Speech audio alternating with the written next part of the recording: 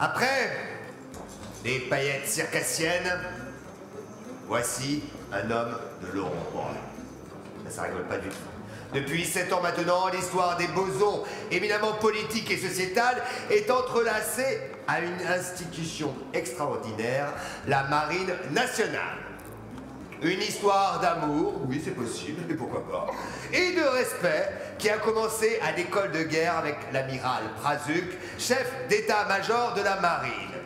Une histoire d'amour et de respect qui a fait grandir les bosons, mais surtout un vivier à l'échelle de tout ce qu'on racontait jusqu'à présent. Subsidiarité, fraternité, abnégation dans un système de presque 40 000 hommes. C'est alors, pour nous, une évidence de vous proposer ce témoignage bleu, blanc, rouge d'un homme de l'ombre qui incarne ses valeurs et celles auxquelles on croit pour l'entreprise. C'est un frère d'armes qui vient témoigner et est aujourd'hui sur la piste pour nous partager ce qui fait le ciment de l'engagement dans la marine, la puissance du collectif. Bienvenue à notre commando des forces spéciales, s'il vous plaît.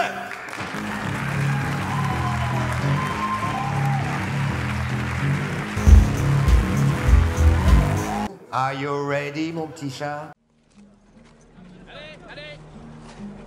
Tu vas repartir? Il y a des hommes là-bas. Ah, quelle merde.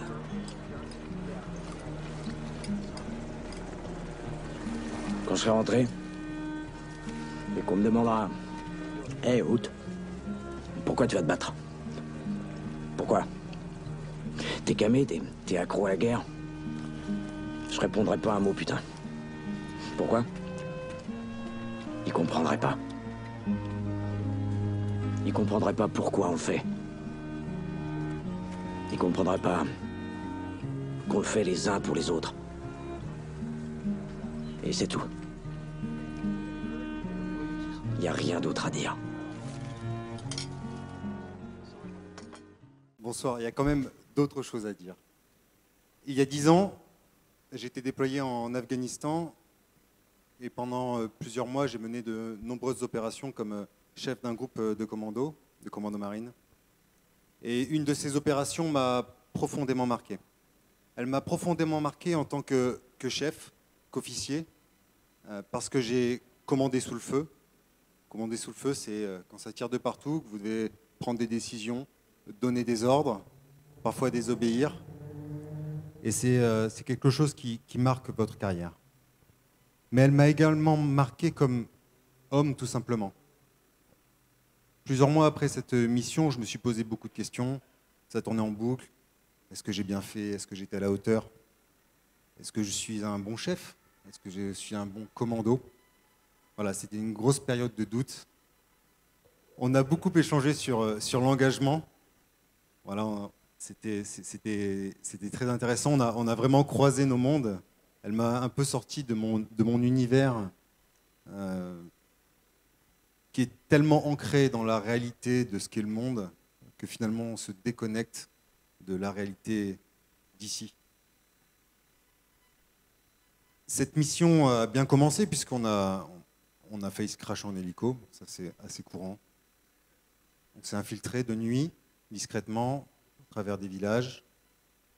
Aux abords de l'objectif, on a capturé discrètement, sans un bruit, sans un coup de feu, un gars qui montait la garde devant l'objectif.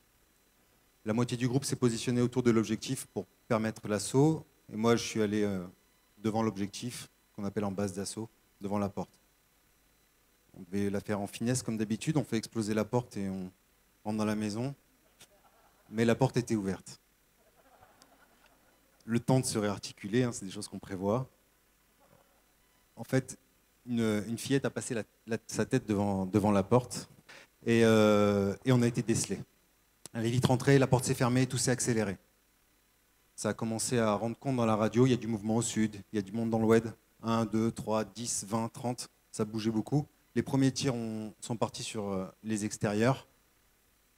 Et là, les comptes rendus étaient calmes, limpides, très sereins. Pourtant, on dit que les marins aiment faire des phrases, mais là, c'était parfait.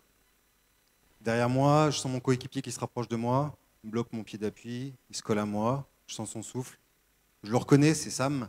Sam, voilà, je l'ai reconnu parce qu'en fait, on travaille tellement ensemble tout le temps qu'on se reconnaît au moindre souffle, au moindre geste.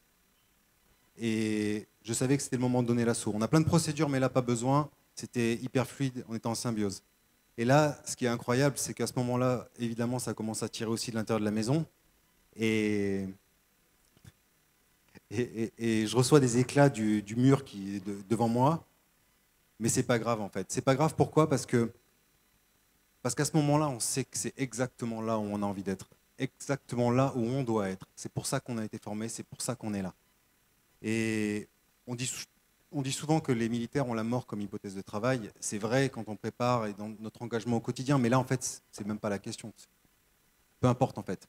Là, ce qui compte, c'est de remplir la mission. Le faire aussi pour nous, mais pour le groupe, pour les autres. Et là, à ce moment-là, le groupe ne fait plus qu'un. Et on lance l'assaut et on remplit la mission. On remplit la mission parce que on a une nuit favorable, supériorité technologique, un peu de chance, mais surtout parce que ce collectif était uni. Voilà, le groupe ne faisait plus qu'un, c'était hyper fluide et tout se passait de manière, même si autour de nous c'était vraiment l'enfer, finalement c'était très simple.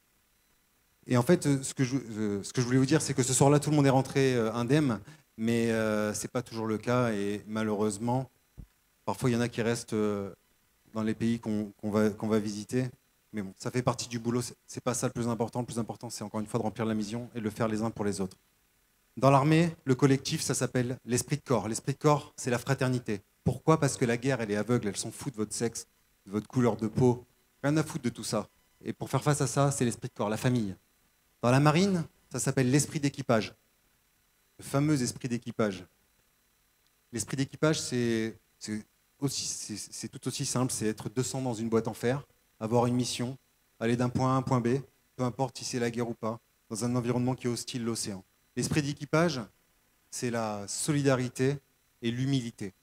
Et enfin, l'esprit commando, l'esprit de meute. Ça, c'est un esprit qui nous rend invincibles.